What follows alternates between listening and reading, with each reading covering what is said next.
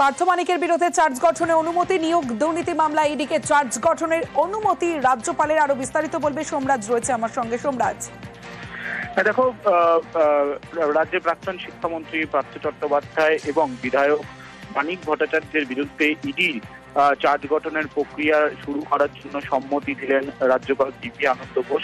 রাজভবনের তরফে জানানো হয়েছে এবং যেহেতু পার্থ চট্টোপাধ্যায় মানিক ভট্টাচার্য দুজনই বিধায়ক, তাই তার চার্জ গঠনের জন্য রাজ্যপালের অনুমোদনের প্রয়োজন রয়েছে এবং রাজ্যপাল সিপি আনন্দ বোস সেই অনুমোদন গত 30শে এপ্রিল অর্থাৎ গতকালই দিয়েছেন বলে রাজভবনের তরফে বিবৃতি দিয়ে জানানো হয়েছে। বেশ, স্কুল আছে, 40 জন পড়ুয়াও রয়েছে, কিন্তু শিক্ষকের সংখ্যা কত জানেন? মাত্র 1। আর তাই শিক্ষকের অভাবে স্বাভাবিকভাবেই কোচবিহারের প্রাইমারি স্কুলে পড়াশোনা কার্যত লাটে।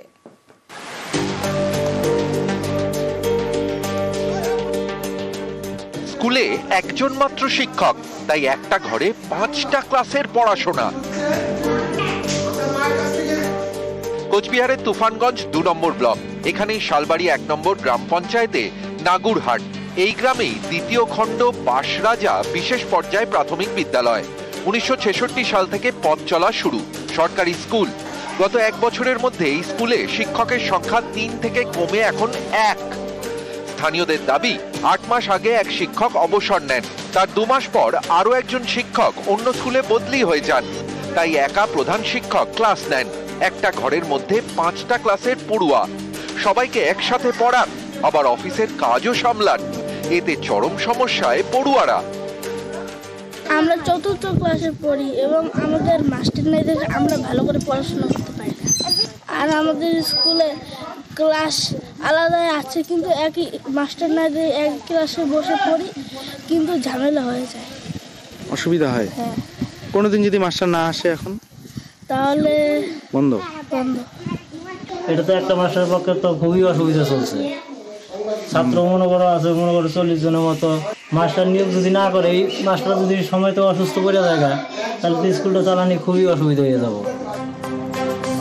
1 বছর আগেও প্রাইমারি স্কুলে পড়ুয়া ছিল 100-র বেশি।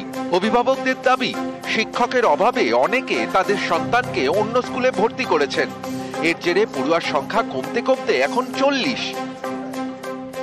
বিদ্যালয়ে এখন পর্যন্ত 40 জন ছাত্র, আর আমি একা শিক্ষক। একা পক্ষে স্কুল চালানো খুবই কষ্টকর।